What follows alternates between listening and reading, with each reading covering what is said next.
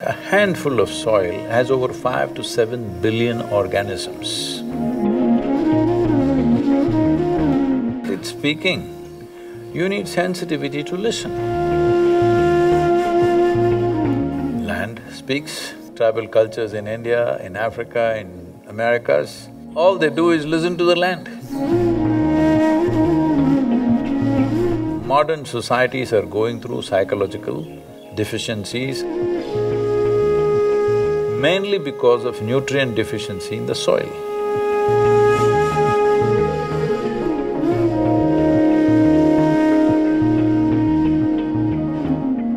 Today, actually in the afternoon, we were having a discussion, and I know plants and animals are living things, but I was confused, is a soil a living thing?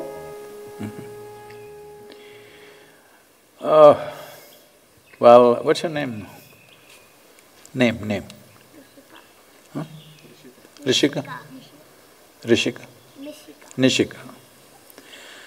Nishika, it's very obvious that we are living, we are alive. Animals and birds which move are alive. But unfortunately, it took a long time for a whole lot of human population to realize plants are living. People always argued that plants are not living, they're just plants. Simply because they don't walk around. They're in one place, so we think they're not living. And when you cut them, the blood is not red in color. There is a kind of blood of its own, but it's not red in color because… See, the human way of looking at life has been like this. Even among human beings who don't look like us, of a different color, of a different race or a different kind, people have treated them as not human beings, not even life. Hello? You heard of slavery, you heard of genocides in the world, all these terrible things. All this is… don't think it is happening because somebody has some evil intention. This is all it is. When your ability to perceive and experience is very limited, this is how you respond to life. Now, you don't look like me, so I think you're not life.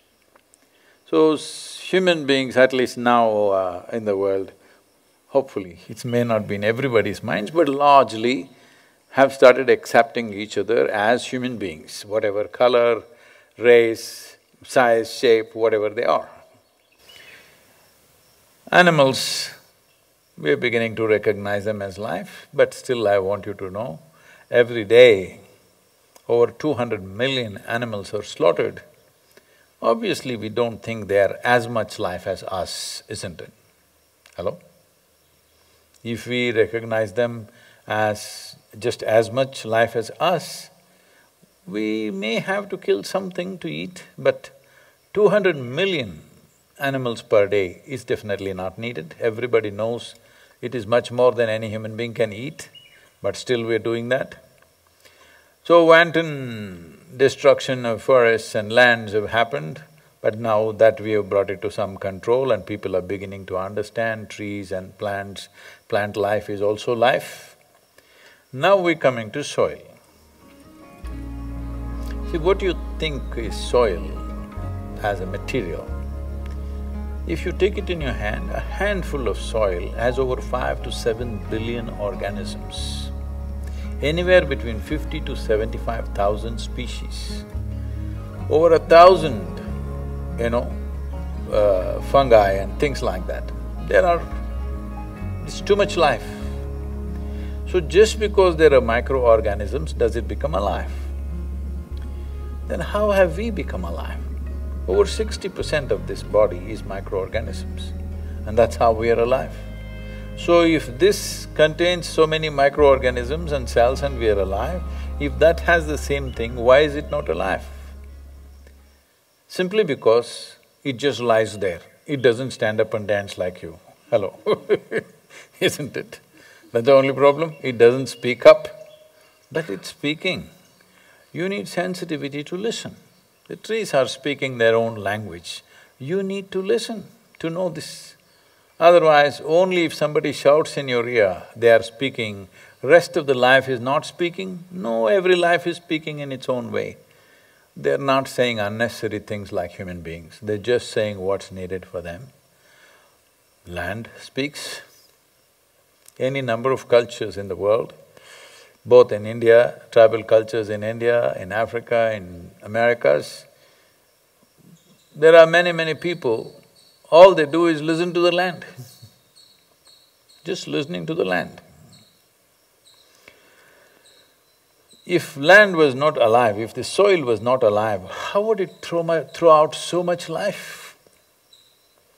So people have always been understanding soil as a bunch of chemicals, okay? Right now, modern agriculture has become like this, you throw nitrogen, you throw phosphorus, you throw this, it'll come up. Now, soil, what is beneath your feet? The area that you're sitting, okay, this is concreted or whatever, the area that you sit, just that 4 square feet of land, has more life beneath that than all the human beings who ever appeared on this planet. All the human beings for ages who have lived here, their number what it is, and the number of life microorganisms which are under you is much more. Is it speaking? Definitely it is. It is speaking its own language. Today, for example, this virus is there, all right, COVID virus, see? All your pretty faces I cannot see, it's all covered up with these masks. Mask is also pretty, it's pink and nice. But all this is happening. Today, the top doctors in the world are clearly saying this, and every basic doctor who's done some basic medicine understanding, they know upper respiratory infections, one becomes far more susceptible to that if you do not have vitamin C, calcium, B6, B12, vitamin A, vitamin E, copper, magnesium, iron. If you are deficient in this, you become far more susceptible to any respiratory infection. This is something that even a simple rudimentary doctor knows. Well, today, most of our both physiological and psychological ailments, one may not think how psychological ailments and soil are concerned. There is a whole lot of study today to show how modern societies are going through psychological deficiencies and problems, mainly because of nutrient deficiency in the soil. It is alive. Only because it's alive, it sustains this life. If you don't keep it alive, then, in United States, generally people refer to soil as dirt. If that is dirt, we are all dirt bags. Hello? This is soil, isn't it? The food that we eat is coming from that, and here we are. Most people don't understand this till you bury them. Countless number of people who walked this planet before you and me, where are they? They're all topsoil. They all enrich the soil. We are benefiting from that. If we don't enrich the soil, future generations will not benefit from that. That's all we're talking about. It's very alive. So in this country and in many nations, in many cultures, people always refer to soil as mother. We say Thai Mannu, even today, most farmers won't enter their land without bowing down because they recognize it as a living force. And because it is alive, that is why it nurtures life.